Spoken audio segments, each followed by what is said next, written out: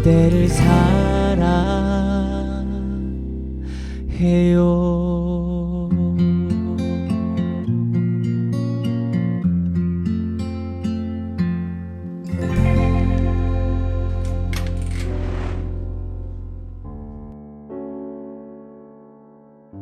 자, 3프로TV 시청자 여러분, 그리고 경제의 신과 함께로 들으시는 팟캐스트 청취자 여러분, 그리고 전국에 그리고 해외에서도 많이 보고 들으시죠? 우리 투자자 여러분, 일주일 동안 행복하게 잘 사셨습니까?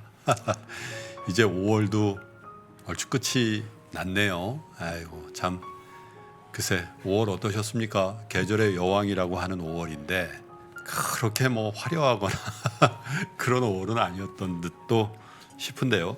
지난주에요, 가락시장에서 식자재 배송을 하면서 어떻게 보면 악전고투하고 있는 우리 40대 남성분이 집을 팔고 월세살이를 하시면서 주식을 하면 어떠냐, 이런 사연을 주셨잖아요. 정말 많은 분들이 저희 이메일을 통해서 그리고 댓글을 통해서 응원을 해주셨는데, 그중에서 어떤 분이 이런 사연을 주셔서 제가 뭉클해서 소개해 드리려고요. 제 친형이라고 생각하고 글을 쓰겠습니다. 지금 형한테 중요한 건 쉬는 거야. 재활. 이게 진짜 필요하다고. 최대한 몸을 좀 덜 쓰는 쪽으로 일했으면 좋겠다. 몸이 건강하면 나머지는 다 해결되지 않겠나? 형, 꼭 건강하고 나중에 돈 많이 벌면 꼭 3프로 상담소에서 소식 듣고 싶다. 3프로 상담소에 모르는 동생이 모르는 형에게. 저는 저한테 쓰는 건 줄 알고 내 동생 같은 사람이 있네 이렇게 해서 봤는데 그 가락동에서 식자재 배송하는 그 40대 형에게 모르는 우리 애청자, 시청자 동생분이 이렇게 쓰셨거든요. 예, 저는 이름을 아는데 가락동에서 식자재 배송하는 우리 사연 보내주신 분, 이런 분들이 응원하시니까요. 뭐 여러 가지 조언이 있지만 꼭 활기를 되찾으시고 또 인생에 어떻게 보면 큰 고비점에서 잘 회복하시는, 그리고 번창하시는 40대, 남은 40대, 50대, 60대 쭉 이어지기를 바라겠습니다. 저희도 아낌없이 응원을 해드리겠습니다. 그리고 주식 투자로 인해 어려움을 겪고 있는 분들이 계시다면 저희 3프로 상담소와 함께 힐링하는 시간을 좀 가져보시면 어떨까 싶습니다. 자, 그러면 오늘도 저희 3프로 상담소의 20번째 시간을 함께 채워주실 세 분을 소개하겠습니다. 3프로 상담소 공식 주치이시죠. 서울대병원 정신건강의학과의 윤대현 교수님께 이어서 나오셨습니다. 어서 오세요. 반갑습니다. 네. 정신과 의사는 좀 했지만 주식을 너무 몰라 항상 죄송스러운 마음인데요. 뭐 제가 더 도움이 되는 것 같습니다. 야, 이 모르는 동생분 글 너무 짠한데요. 그러니까 말이야. 세상이 깝깝하지만 따뜻하죠. 이런 분들이 있어서 돌아가지 않나 싶고요. 또 거기 예상도 못한 선물이란 게 항상 좋은 건데. 한번 보여주세요, 뭔지. 박병창 부장님이 사인해서 사인까지. 저한테도 사인해서 안 주던데. 감사합니다, 부장님. 감사합니다. 네, 기분이 너무 좋습니다. 그러니까 그 귀한 겁니다. 그러니까요. 지금 매진 행렬이라서. 그러니까요. 네. 자연스럽게 소개를 해주셨네요. 네. 오늘의 다른 의미의 주치, 그러니까 주식 치료하는 의사 박병창 부장도 나오셨습니다. 어서 오세요. 예, 안녕하십니까? 네. 야, 근데 충격이에요. 그 와이프, 부인이 좋아하죠. 그랬더니 아직 책 나온지 모르신다며. 어떻게 이럴 수가 있어요? 진짜입니까? 제가 책을 여러 번 썼는데 책을 줘가지고 사인해서 와이프하고 딸내미한테 주는데 별로 게 안 읽어보더라고요. 그래서 이번에 얘기를 안 했어요? 네, 이번에는 얘기 안 하고 좀 상황을 보고서 주려고. 상황을 얘기를 안 하고 상황을 보니까 이득하잖아. 근데 계속 줬는데 많이 안 팔리고 인쇄도 도움이 안 되니까 또 썼나 그랬는데 이번에는 대박이 나버렸네. 그렇게 해서 빨리 이제 얘기하시고. 내일 주기로 지금 마음을 먹고 있습니다. 재율 씨한테 맛있는 거 좀 해달라고 하세요. 알겠습니다. 저도 뭐 상담소 몇 번 출연을 했는데 여러분들 사연을 좀 들으면서 저는 주식시장 안에 시세만 맨날 보다가 이런저런 사연들 들으면서 저 역시도 많이 도움을 받고 또 저 느끼는 바가 굉장히 많아서 좋은 시간인 것 같고요. 여러분들이 많이 응원해 주셔서 제가 요즘에 굉장히 바쁜 시간을 보내고 있는데 그 응원에 너무너무 감사의 말씀을 드립니다. 그리고 오늘의 메인 게스트죠. 3프로 상담소 20번째 시간과 함께 하실 힐링싱어를 소개할 텐데 지난번에 슈스케 출신 슈퍼스타 K 출신 허니지가 출연했을 때 우연찮게 버스커는 어떻게 지내시나 그런 얘기를 한번 나눈 적인데 그 밴드에서 장범준 씨는 노래를 했고요. 오늘의 이 청년은 베이스를 연주했었습니다. 요즘은 솔로 가수로 활동 중이신 버스커의 형태 씨가 오셨습니다. 어서 오세요. 안녕하세요. 천진한 웃음을 주식을 시작한 지 얼마 안 되셨다면서요? 1월 달에? 네, 아직 얼마 되지 않았습니다. 네. 괜찮으세요? 열심히 하고 있습니다. 네. 열심히 한다라는 얘기는 여러 가지 의미를 포함하죠. 자, 그런데 버스커로는 언제까지 활동을 하신 거죠? 아직 팀이 그냥 공식적으로 해체된 건가요? 아니요, 팀은 해체된 건 아니고요. 이제 각자 뭐 저희가 이제 한 명은 이제 미국인이고 나머지 둘은 또 대한민국 국민으로서 또 군대를 가야 되니까 네. 저희가 이제 다 갔다 왔고요. 아. 시기가 겹치지 않아가지고 그렇군요. 그렇게 또 시간이 지나가고 예. 이렇게 됐네요. 네. 여수 밤바다 그리고 벚꽃 엔딩. 네. 그죠? 진짜 대단했었죠 그때. 지금도 뭐 사실 4월 벚꽃 시즌이 되면 온 국민이 이 노래를 흥얼흥얼하고 네. 제 여수에 한번 놀러 간 적이 있었는데 밤낮 가리지 않고 계속 나왔더만. 참 누가 그 곡을 만들었는지 참 곡도 좋지만 대단히 전략적이다 이런 생각도 좀 해봤습니다. 최근에 장범준 씨가 유튜브 반지하 노래방에 출연을 하셨더군요. 네, 맞습니다. 네. 예. 오랜만에 사실 저희가 공식적인 자리에서 이제 같이 모인 모습을 보여드린 적이 없었어가지고 그러니까요. 예, 감사하게도 많이 화제가 돼서 네, 사람들이 좋아해 주시더라고요. 네. 싸웠다는 얘기도 있고 그랬어요. 그러니까 그런 것 같아요. 이게 저희가 공식적인 얘기를 하지 않으니까 무성한 그러니까. 소문들이 많이 그러니까 돌아가지고 소문이 좀 저 네. 같은 사람한테도 그런 얘기가 들렸어요. 네, 저희는 뭐 그런 일이 없었어가지고요. 네. 네. 그러면 같이 모여서 한번 또 노래를 할 계획은 있으신가요? 아, 그럼요. 네, 저희가 얘기는 항상 나누고 있습니다. 네, 저희가 연예 예능 쪽의 기자분들에게 보도 자료를 뿌리겠습니다. 버스커 조만간 재결합할 듯. 네. 지금 얘기하셨잖아요. 자, 세 분의 우리 게스트 여러분들을 소개해드렸는데 항상 즐겁습니다. 이 시간이 저는. 모든 방송이 즐겁지만 특히 우리 윤 교수님 또 박병창 부장님 또 힐링 싱어하고 하는 시간이 제가 힐링이 되는 그런 경험을 하는데요. 박병창 부장님께서 첫 번째 사연을 좀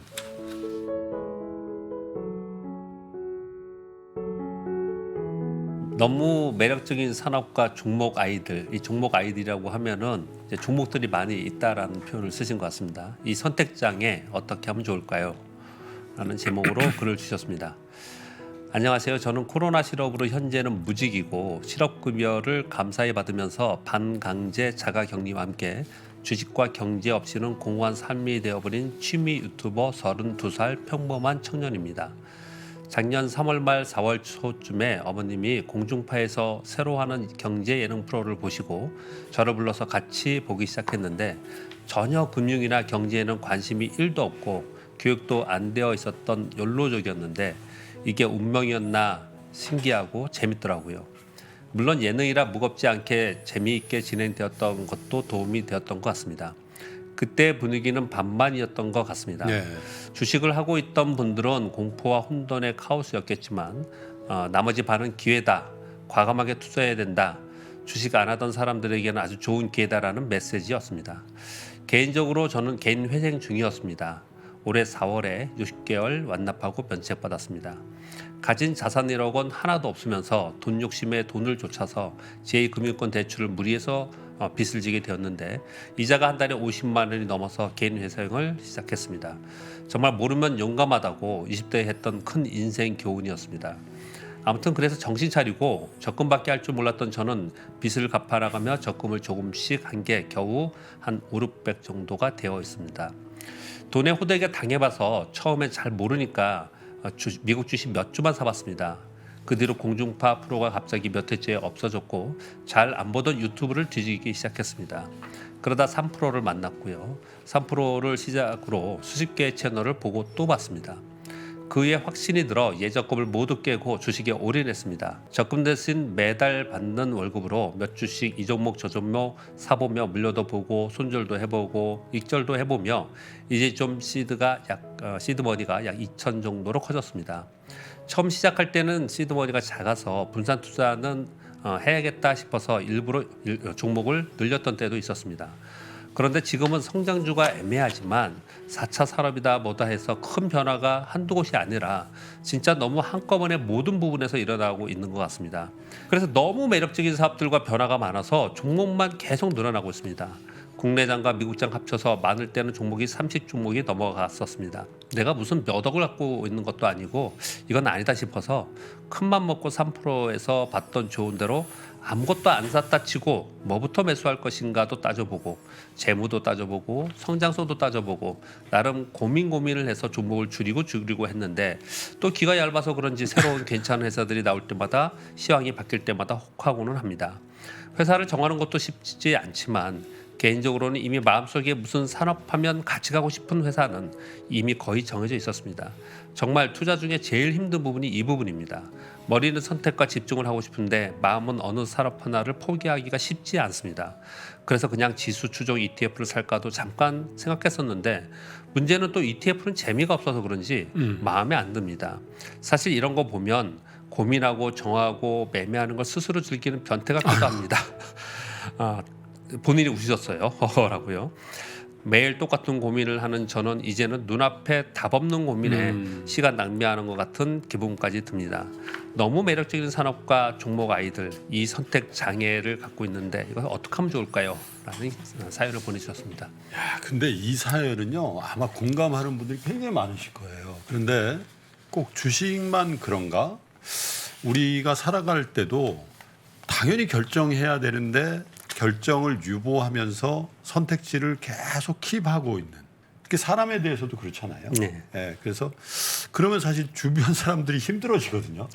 정확하게 좀 빨리빨리 해주고 특히 어떤 선택을 기다리는 대상자들에게도 마음을 빨리 결정해주고 그러면 좋은데 이게 이제 흔히 얘기하는 결정장애 같은 것들인데 주식시장에서도 그게 이제 빈번히 발생한단 말이에요. 교수님, 장애라는 표현은 어울리진 않는데 어떤 결정 그리고 자꾸 이제 결정을 유보하거나 그래서 어떤 형태로든 내가 선택할 수 있는 거를 계속 유지하고 싶어하는 그런 분들 많으시죠? 그렇죠. 근데 일단 장애랑은 본인은 선택 장애라고 했지만 예. 제 입장에서 보면은 뭐 전혀 아니고요. 예. 저는 오히려 뭐랄까 지금 제 입장에서 보면 젊으시니까 열정도 있고 네. 그리고 되게 재밌으신가 봐요 일단. 네. 그렇지 않고는 이렇게까지. 이게 시드가 2000이잖아요. 네. 재밌을 때입니다. 네. 그렇죠. 공감합니다. 우리 애들 골프하면은 뭐 예. 야 100파 그러니까 예, 100개 넘어갔냐 이제 100개 이제 깼냐 그러면 재밌을 때지 그런 얘기 할 때죠, 그죠? 예, 그렇습니다. 그래서 저는 솔루션은커녕 야 나도 뭐에 대해서 이렇게 뭘 할지 모를 정도로 예. 선택장애가 느껴질 정도로 예. 뭘 좀 좋아하는 일이 지금 있었으면 좋겠다는 생각이 오히려 들어서 아니 왜 요즘 뭐 좀 재미 없으십니까? 그게 아니라 아 요즘 저뭐 이렇게까지 저희가 상담 좀 해드릴까요? 제가 문제가 있는 것 같은데요. 사실은 뭐 에너지가 있고 막 너무 좋다는 거는 네. 지금 마음이 우울하거나 의욕이 떨어진 상황은 아니라는 거죠. 그리고 뭐 적극적으로 또 이렇게 또 질문도 주셨고 또 우리 베스트셀러 작가가 또 박 부장님이 오셨으니까 네. 좋은 솔루션을 주시지 않을까 싶은데요. 근데 뭐 이거는 뭐 꼭 심리적인 거를 떠나서 이 기회 비용 결정이 있어서 항상 네. 이거를 모두 포기하지 않을 인간관계도 그렇고 뭐 네. 어떤 결정이든 좀 상대적으로 A를 선택하면 좀 B만큼 손해가 있는데 그렇죠. 근데 그렇지만 더 좀 중요한 쪽으로 결정하는 거는 좀 미리미리 연습한 측면에서 중요하고 말씀드리는 것처럼 그 인간관계에서도 그럼요. 중요한 것 같고요. 왜냐하면 저 사람이랑 너무 매력적이긴 한데 나랑 안 맞을 수도 있거든요. 그럼 저 사람이랑은 매주 만나는 것보단 1년에 한 번 만나는 게 길게 보면 더 좋을 수도 더 좋을 있는 수 있죠. 뭐 이런 측면이 있어서 좀 주식도 그런 식의 좀 나와의 궁합을 좀 보시지 않을까 하는 생각이 아니 듭니다. 저는 요즘에 네. 어떤 고민이냐면 이렇게 약간 이제 좀 오랜만에 오랫동안 연락이 끊겼던 친구들하고도 이제 연락이 닿는 경우가 많아졌어요. 이제 제 컨택이 생기고 그러면서 그런 것도. 그리고 이제 뭐 방송 관련해서도 그렇고 비즈니스 관련해서도 약속이 전보다 훨씬 많아졌거든요. 근데 상대방 쪽에서 뭐 점심 한번 하자거나 상대방 쪽에서 미팅을 한번 하자 그럴 때 이걸 지금은 할 수 없으면 과감하게 다음에 보시자고. 예. 아니면 이 조금 텀을 한참 두고 하는데 계속 그분이 원하는 시간대에 맞춰주고 있는 거예요. 네네. 그러니까 이게 하루에 막 약속이 대여섯 가지씩 막 이렇게 생길 때가 있거든요. 그래서 내가 이것도 좀 문제다. 네. 왜냐하면 그냥 좀 주체적으로 생각을 해서 지금 당장은 좀 어려우면 한 달쯤 있다가 뵈시자고. 근데 그 말 하는 게 그냥 어려운 거야. 그러니까 왜 두 가지 생각이 있는 것 같아요. 예를 들면 비즈니스를 오랫동안 했으니까 이 사람 만나는데 사람 만나야지. 이게 원래 타고난 어렸을 때부터 그게 있는 데다가 지금 내가 거절하면 조금 그렇게 보일라나? 뭐 그런 생각? 그러니까 저 좀 유명해졌다고 뭐 옛날 같지 않은데 이런 생각하시면 어떡하지? 이런 별로 안 해도 되는 그런 걱정을. 근데 어쨌든 그 약속의 부하에 눌려가지고 하여튼 좀 힘이 드네요. 저보다 더 바쁘신 분이 요즘에 박병창 부장이신데 어떻게 해야 돼요? 이 아이들. 예, 아이들이라고 표현하셨지 않습니까? 근데 지금 사연 주신 분이 지금 소장님께서 말씀하신 것처럼 아마도 거의 대부분 이렇게 생각을 하고 계실 거예요. 예. 유튜브 방송이나 경제 방송을 보면서 누군가 이렇게 전문가가 나와서 얘기를 하면은 들어보면 굉장히 좋거든요. 예. 그럼 좀이라도 사야 된다고 생각을 갖고 그렇지. 계세요. 또 사다 보면 우리 소위 백화점이라고 얘기하는 네. 종목들이 많아지고 또 그 종목들이 내가 샀을 때는 어느 정도 또 기업도 알아보고 여러 가지를 또 알아봤기 때문에 하나하나 갖다 자식같이 생기는 거 생각이 들거든요. 그래서 이제 못 버리는 겁니다, 이거를. 그리고 다 사연들이 있어요. 그 아픈 사연도 사연이라고 다 어떻든 지금 많이 손해를 본 종목들도 사연이 있기 때문에 쉽게 네. 버리지 못하는 그런 상황이 좀 그렇죠. 됩니다. 근데 이거는 지금 굉장히 저도 좋게 아까 말씀하신 거 좋게 들었는데 살면서도 그렇게 많이 느껴지는 것 같고요. 저 역시도 공교롭게 여러분들이 요즘에 응원을 많이 해주셔서 좀 바쁜 생활을 좀 하고 있는데 제가 올해 들어서 읽었던 책들 중에서 좀 반복해서 읽거나 시리즈물을 읽는 것 중에 하나가 50대는 물건은 뺄셈 마음은 덧셈이라는 책의 저자의 시리즈물을 좀 읽고 있습니다. 네. 근데 보면은 이제 버려야 될 게 어떤 것이고 또 내가 오히려 또 넓혀가거나 내가 꼭 쥐고 있어야 되는 게 무엇이냐 뭐 이런 것들에 대해서 저도 이제 50이 넘어서 이제 쓰다 보니까 마음에 딱 와닿더라고요, 그런 것들이요. 근데 이거 이제 사는 얘기를 좀 드렸는데 주식시장에서 그렇게 고민하시는 분은 이 지금 사연 주신 분 한 분만이 아니고요, 거의 대부분 그렇다고 생각하시면 돼요. 그러니 본인이 결정장애거나 본인을 그렇게 폄하하실 필요는 없다고 생각을 합니다. 그리고 주식시장 안에서 저는 이제 이런 뭐 전문가로서 지금 상담을 좀 드려야 되는 입장도 있으니까 그 부분에 좀 말씀을 좀 드려보면요. 보통은 이렇게 많이 합니다. 그리고 우라가미 군유의 주식시장의 4개에 보면 네. 금리 사이클에 연동하는 시황 및 섹터 사이클을 따라서 거래하라라고 이렇게 되어 있거든요. 그래서 요즘에 우리 시장은 뭐라고 얘기하면 실적 장세의 전반기라고 얘기를 해요. 그래서 산업재가 오르고 그리고 향후에 경기 민감재와 완성재가 오른다. 이런 흐름으로 거래를 하거든요. 그렇죠. 근데 이런 흐름은 기관 투자가들의 매니저들이 하는 거고요. 우리 그 일반 투자자가 거래하기가 상당히 좀 어렵습니다. 그래서 우리 개인 투자자들이 거래를 할 때는 보통 어떤 거래를 또 많이 하냐면은 네. 작지만 강한 성장주를 가지고 순환매에 상관없이 시황에 상관없이 기업을 보고 그냥 투자를 하는 거죠. 이런 투자도 굉장히 많이 하거든요. 근데 요거는 이제 일반적인 말씀을 드리고 요 분께 제가 한 가지 솔루션을 한번 드려보도록 하겠습니다. 윌리엄 오닐의 그 우리 주식 투자의 그루라고 알려지는 윌리엄 오닐의 캔슬림 이론이라는 게 있거든요. 네. 이 캔슬림 이론을 설명을 잠깐 드리도록 하겠습니다. 이 캔슬림의 이 CANSLIM은 그 앞에 있는 영어의 맨 앞자들만 엮어서 만든 용어인데요. 예. 맨 앞에 있는 캔은 뭐냐면 현재 주당 분기 순이익이에요. Current Quarterly Earnings per Share입니다. 그러니까 네. 현재 주당 분기 순이익이 연속적으로 3분기 또는 4분기 동안 늘어나고 있는가를 보는 게 첫 번째고요. 네. 두 번째 Annual Earnings Increase예요. 즉 A는 뭐냐면 연간으로 이 3년 4년 동안 계속 늘고 있는가. 이거 여러분 재무제표 보면 다 나옵니다. 여러분 그렇죠. HTS나 MTS 다 나옵니다. 이거요. 예. 그 다음에 N이 뭐냐면 New입니다. New. New Product.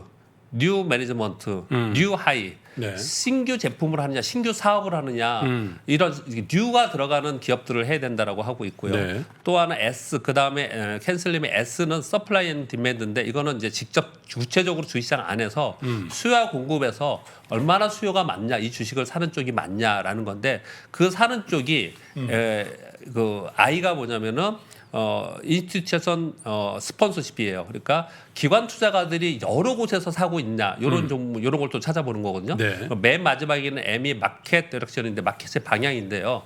일단 요거는 이제 시황 측면이니까 요거 빼고 제가 지금 쭉 설명을 드린 것을 현재 주당 분기 순이익이 최근 4분기 동안 계속해서 일정한 비율로 계속 늘고 있는가? 연간 순이익이 최근 3, 4년 동안 계속 늘고 있는가? 예. 그리고 그 기업이 신제품이나 신경영을 추구하면서 계속 가고 있는가? 그리고 이것이 기관 투자가들이 좋아할 만한 그리고 기관 투자가들이 한 군데가 아닌 여러 군데서 이 주식을 가지고 있는가? 요렇게 이런 종목을 찾아서 최적의 주식 최고의 타이밍이거든요. 이 최적의 주식은 이렇게 찾으라고 이 캔슬림 1호를 윌리엄 오닐이 만들어냈어요. 네. 근데 제가 이거 실제로 예전에 지금 이제 교보증권에 있지만 대우증권에 있을 때 대우증권 직원 교육을 한 적이 있습니다. 주식투자 교육을 한 적이 있었는데 예. 이 직원들 그때 한 50명 정도 된 것 같아요. 과천연수원에서 이 캔슬림을 윌리엄 오닐의 캔슬림 이론을 서로 공부하고 여기에 맞는 종목을 매주 찾아가지고 그걸 칠판에 쓰고 공통적인 교집합에 있는 종목들을 우리 투자해보자. 나머지는 빼고 이런 식으로 한 적이 있었거든요. 결과는 대성공이었습니다. 아주 굉장히 좋아요? 좋았어요. 네, 굉장히 좋았습니다. 지금도 하면 되겠네. 그러니까 지금도 하면 되죠. 그래서 지금 이분이 내가 종목이 많다면 이 종목을 이 방송을 정말 열심히 보신 것 같아요. 내가 주식이 아니고 현금이라고 생각하고 이 주식을 다시 살 거냐 말 거냐. 이거 제가 그때 말씀을 드렸던 것 같은데 이런 것도 해보고 여러 가지 노력을 하셨다고 했는데요. 재무제표를 딱 놓고 지금 말씀드린 윌리엄 오닐의 캔슬림 기본 바탕으로 종목을 딱 보면요. 네. 거기에 아주 추려질 수 있습니다. 아주 간단하게 답이 나올 수 있거든요. 그래서 여러분 이분께는 이렇게 해서 한번 종목을 찾아보시는 습관을 갖고 네. 지금 가지고 계신 종목을 이렇게 한번 찾아보시면 훨씬 더 슬림화돼서 종목을 좀 추릴 수 있지 않을까라는 조언을 드리겠습니다. 윌리엄 오닐이 직접 쓴 네. 최적의 타이밍, 최고의 주식, 최적의 타이밍. 최고의 주식, 최적의 타이밍이라는 책에 보면 그 네. 캔슬림이라는 그게 이론이 나온다는 거죠. 이 사람의 이론이죠. 야, 또 어느 출판사 개타셨네.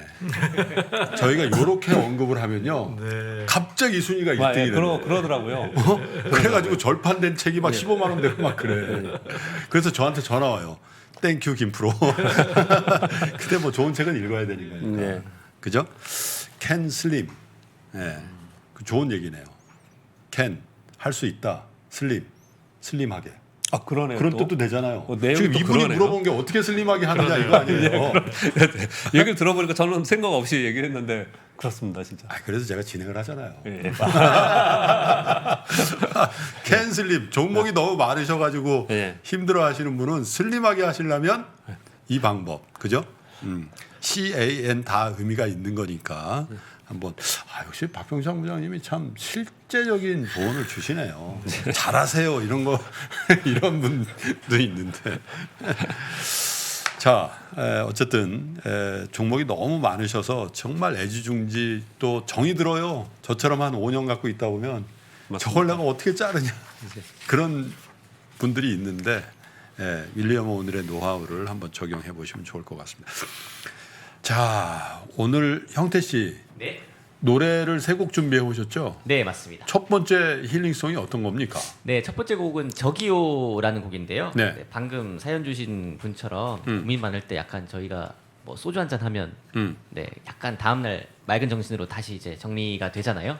약간 소주 한잔 마시는 내용의 곡입니다. 네. 그리고 이제 모르는 사람이나 뭐 이런 하면 뭐 말문 막히면 저기요 뭐 이런 거잖아요. 약간 이게 횟집에 가서 네. 이제 사장님 부르는 그런 네. 느낌으로 하는 거거든요. 아, 저기요, 약간 이런 느낌으로. 그런 네. 거예요? 네. 하긴 우리나라 그 사장님이라는 단어의 어휘가 한 10년 정도 되면 그 국어 사전에 이렇게 나올 것 같아. 식당이나 요식업에 종사하는 종업원을 통칭하는 말. 사장님 경우는 거의 없어. 그죠? 이모님 식당에서 일하시는 여성 종업원을 이루는 말. 이렇게. 자, 그러면 오늘의 힐링 가수 버스커 출신의 형태님이 불러주시는 저기요 박수로 청해 듣겠습니다.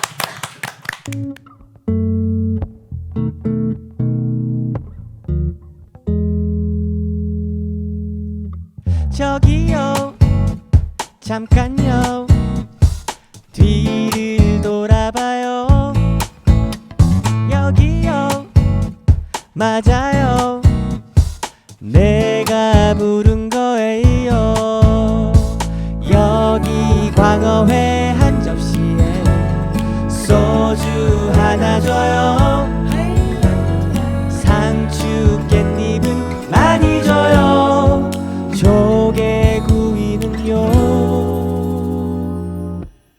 안 시킬래요 예 빨리 갖다 줘요 예 배가 고프잖아요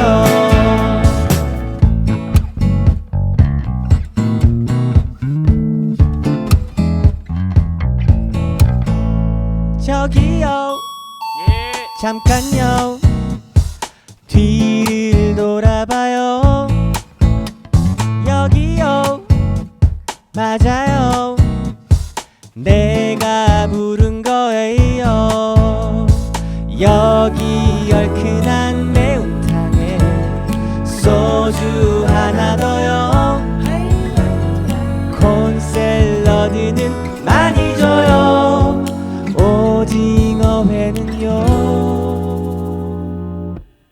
안 시킬래요 예 빨리 갖다 줘요 예 배가 고프잖아요 사장님 여기 멍게 서비스 간마늘 초장과의 로맨스 여긴 셀프 서비스 저기요 잠깐요 뒤를 돌아봐요 여기요 아니에요 제가 가져갈게요 예예 빨리 갖다 줘요 예 배가 고프잖아요 다음엔 둘이 올게요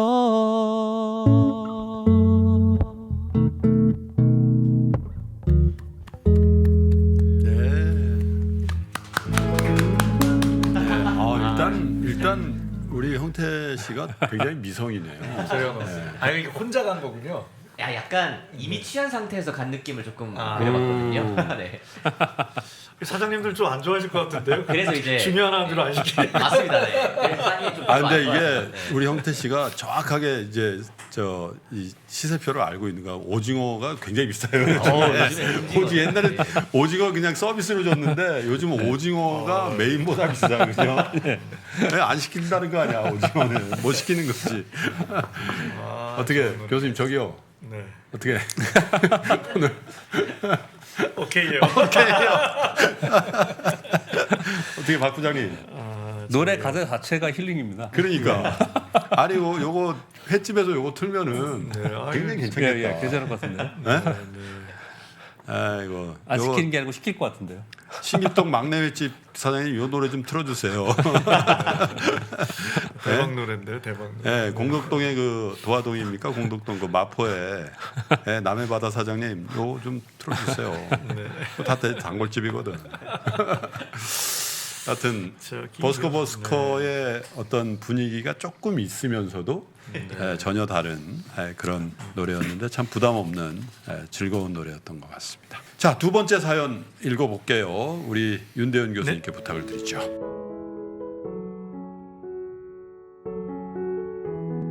안녕하세요. 44살의 직장인입니다. 작년에 건강 문제로 회사를 잠시 쉬는 동안 3프로를 알게 되고 주식 공부를 시작했다는 것이 40대에 접어든 후 가장 잘한 일 중 하나라고 항상 생각하며 매일매일 출근길 퇴근길 글로벌까지 가급적 빼먹지 않고 보며 얼마 전부터는 주식대학 봄 학기까지 결제하여 주말마다 열심히 공부하고 있습니다. 제가 저축과 재테크를 시작한 것은 이제 겨우 8개월 정도 됩니다. 아버지가 사업을 하시다가 돌아가시며 지신 빚을 갚고 가족을 지탱하느라 20, 30대를 보냈고 어머니를 모시며 여동생을 뒷바라지하고 시집까지 보내느라 전혀 돈을 모으지 못했습니다. 정신 차려보니 어느새 40대가 되어 있더군요. 결혼은 언감생신 생각 못하고 70대의 노모를 모시며 살고 있고 어떻게든 노후를 준비해야 한다는 생각에 마음만 급급해지고 있습니다. 다행인 것은 일단 작은 집이나 봐 상속받을 예정의 자가에서 살고 있다는 것과 회사에서 어느 정도 인정도 받고 있고 급여도 적은 편은 아니다 보니 급여에서 생활비를 제외한 250에서 300만 원 사이의 자금을 매월 투자하고 있다는 것입니다. 하지만 앞으로 언제까지 직장 생활을 할 수 있을지 모르겠습니다.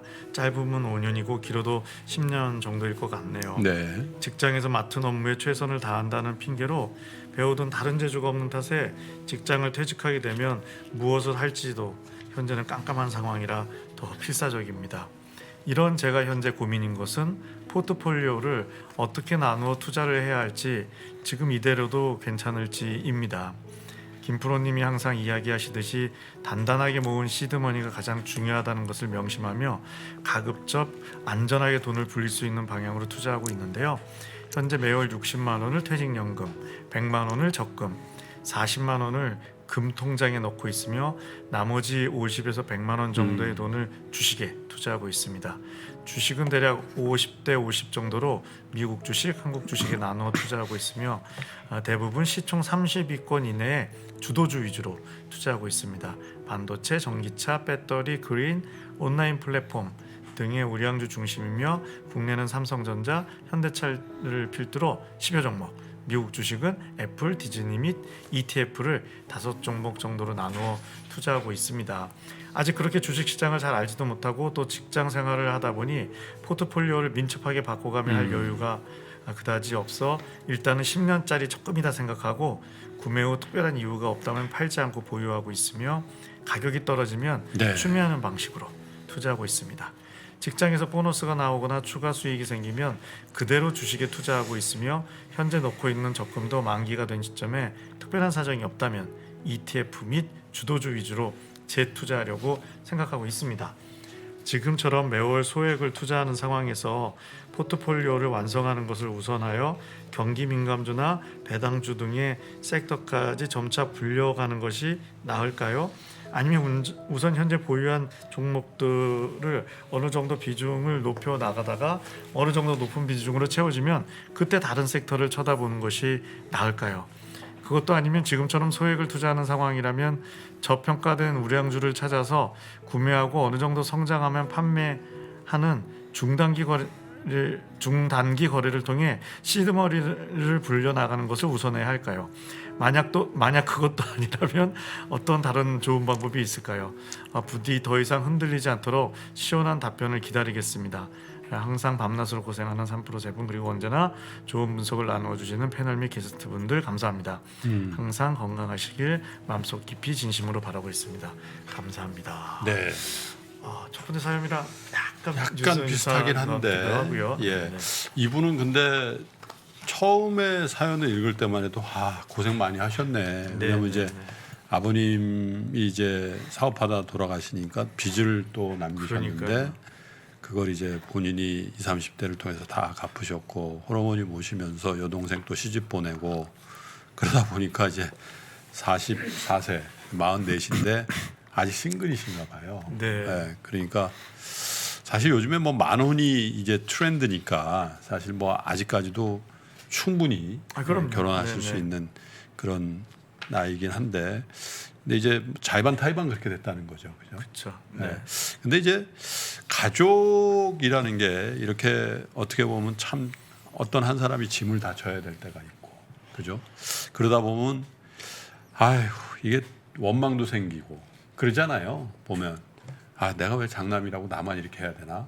혹은 뭐 차남이나 뭐 혹은 따님이라도 아 내가 왜 장남도 아닌데 이런 생각을 하실 때도 있고 그렇잖아요. 근데 사실 이 가족 관계라는 게 이게 좋을 때는 굉장히 타이트하고 이렇게 혈육의 정을 나누다가도 어떤 갈등이 생기면은 어쩌면 이게 사회생활에서 만나는 분들보다 더 등을 돌리게 되는 케이스가 많은가 봐요. 생각보다. 많죠. 요즘엔 특히 보니까 어제 어느 변호사님하고 만나서 얘기를 나누게 됐는데 상속 문제로 그렇게 갈등이 많대요. 네. 그 왜 그렇게 갑자기 상속 문제가 이렇게 많이 됐습니까? 그랬더니 자산 가격이 올라가지고 예. 집을 한 채 물려받으면 예, 예. 옛날에는 그러네. 별로 그렇게 심각하지 않았는데 요즘은 그 집값이 워낙 많이 오르니까 그래서 이 상속에 관련된 소송도 많고 그렇다고 그래요. 저는 뭐 어떻게 보면 되게 슬픈 이야기도 들었습니다. 거꾸로 요즘 사회에 네. 이제 기부하려는 이제 그 훌륭한 분들이 계시는데 그 동기 중에 상당수는 자식이 미워서 주기 싫어서 그래서 이런 갈등 이야기도 들어서 야 이게 좀 슬프다 이 생각이 들었는데요. 실제로 뭐 훌륭하게 가족을 위해서 희생하고 이렇게 지내오신 분인데 근데 이게 우리가 사람이거든요. 이게 마음과 몸의 에너지가 한계가 있어서 이게 그렇죠. 나누지 않고 이게 제가 보기에 제일 지금 속상한 일이 최선을 다해 예를 들어서 뭐 어머님이 아프시는데 좀 뭐 예를 들어서 뭐 동생은 조금 덜 관심 갖고 어쩔 수 없이 내가 최선을 다했는데 사람이기 때문에 지칠 수 있거든요. 그렇죠. 그러던 어느 날 나도 모르게 내 마음에 부모님한테도 짜증이 나고 함께 돕지 않은 전엔 내가 이해해서 내가 대신 희생해자 했는데 나빠서가 아니라 사람이 지치면 번아웃 때문에 그렇지. 그럴 수밖에 없어서 네.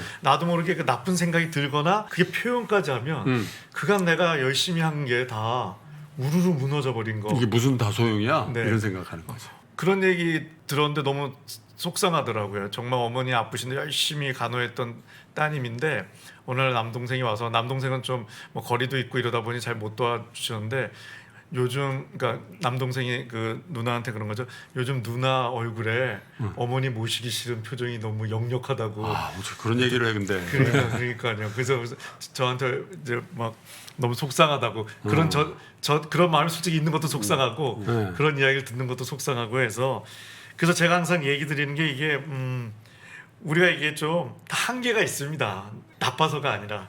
그래서 이 좀 뭐 잘하고 계시겠지만 여동생분 계시잖아요.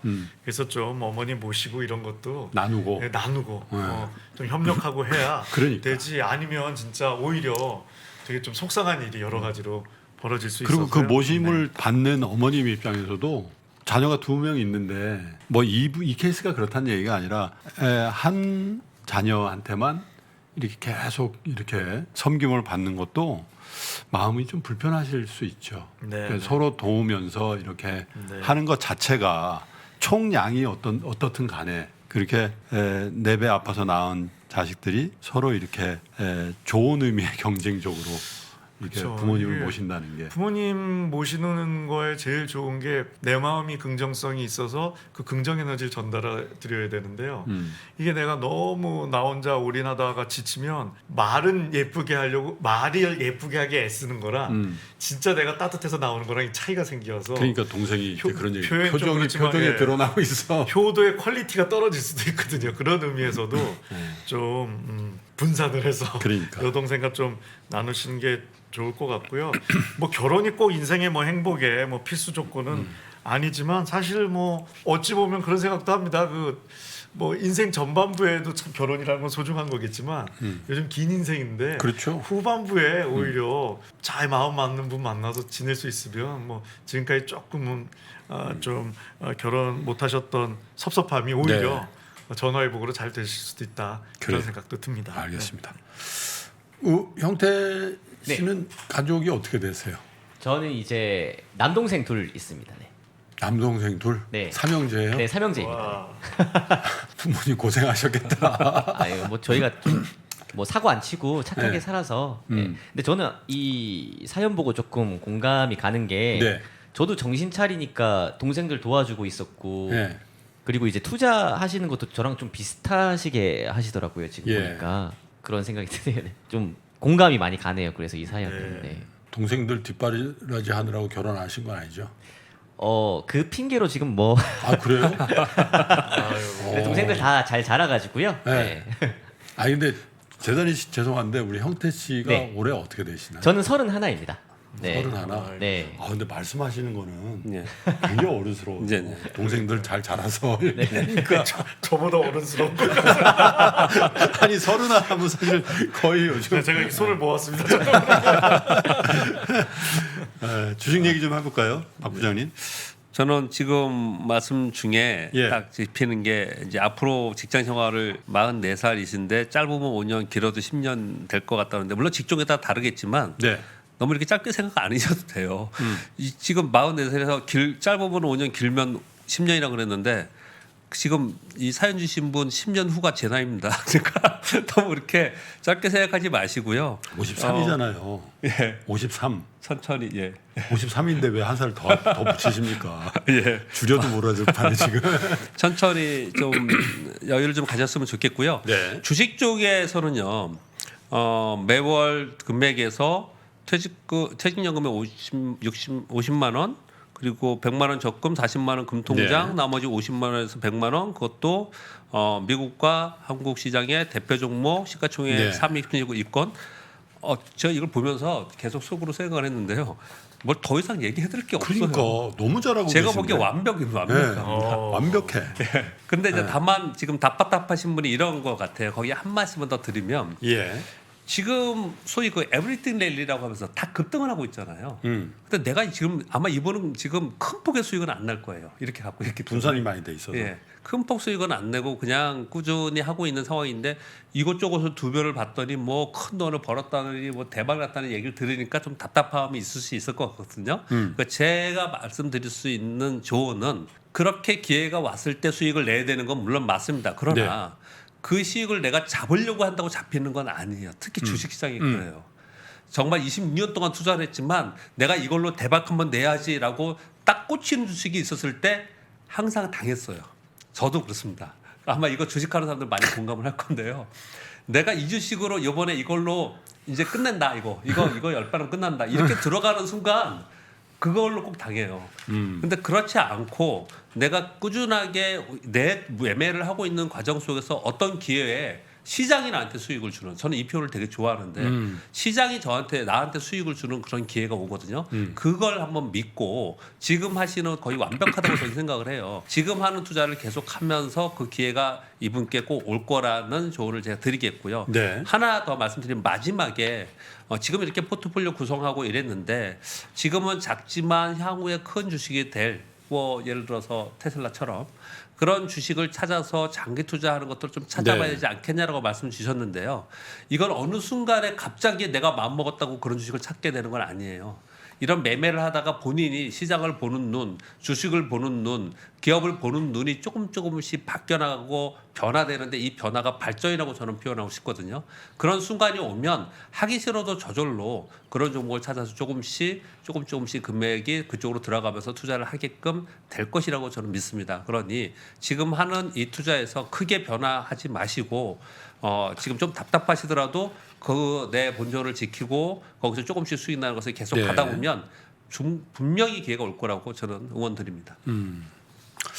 잘하고 계시는 것 같아요. 그리고 뭐 저보다는 연배가 한참 어린 분인데도 굉장히 의젓하신 분이고 그리고 굉장히 긍정적이면서도 어떤 계획성을 가지고 뭘 해보려고 하는 그런 자세. 네. 부자 될 자격이 충분히 많이 있으신 분인 것 같아요. 그리고 박평창 부장께서 그 조언을 주신 대로 그렇게 한번 해보시면 좋을 것 같습니다. 저희 3프로 TV에 저와 또 모든 스태프들도 잘 되시기를 기원하고 어머님도 좀 건강하게 오래 무병장수하셨으면 좋겠습니다. 자, 이제 1부의 순서를 이제 마감할 시간이 됐는데요. 형태님의 두 번째 힐링송을 청해 들으면서 잠깐 목을 좀 축이고 올 테니까 여러분 어디 멀리 가지 마시고 저희 바로 2부 올라오니까요. 2부에서 여러분 다시 뵙겠습니다. 형태님, 네. 두 번째 힐링송이 어떤 거죠? 우연치 않게요. 방금 결혼 얘기하셨는데 축가 느낌으로 제가 쓴 곡이거든요. 네. 네. 이대로 우리라는 곡인데요. 네. 이대로 우리. 네. 이대로 우리. 네. 이렇게 계속 같이 있자 뭐 이런 네. 내용입니다. 네. 네, 일단 결혼 축하부터 드리면 네. 미리 축하. 미리 축하드립니다. 네. 자, 형태님의 두 번째 힐링송 이대로 우리 청해 듣겠습니다. 이대로 우리는 함께해요. 이렇게 둘이 저 별처럼 이 밤이 가도 변하지 않은 내 맘을 드려요. 이대로 우리는 바라봐요. 이렇게 둘이 저 달처럼 지치는 날도 힘겨운 날도 그대여 함께해요. 오 그대가 살며시 다가와주면 그대가 날 위해 속삭여주면 그대에게 말할게요. 사랑해요. 이대로 우리는 지금처럼 이 길을 걸어가요.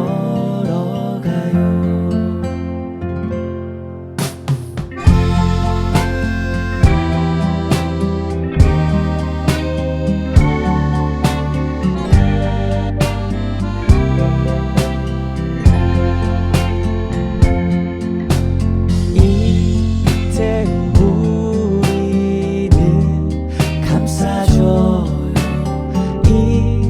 이렇게 둘이 저 빛처럼 두 손 꼭 잡고 영원히 함께 하기를 기도해요. 오 그대가 살며시 다가와주면 그대가 날 위해 속삭여주면 그대에게 말할게요. 사랑해요. 이대로 우리는 지금처럼 이 길을 걸어가요. 그대를 사랑해요.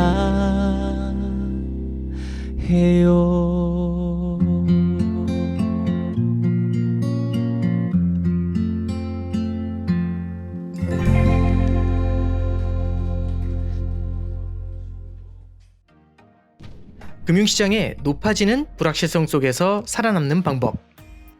구의 시나리오를 통해 전해드리겠습니다.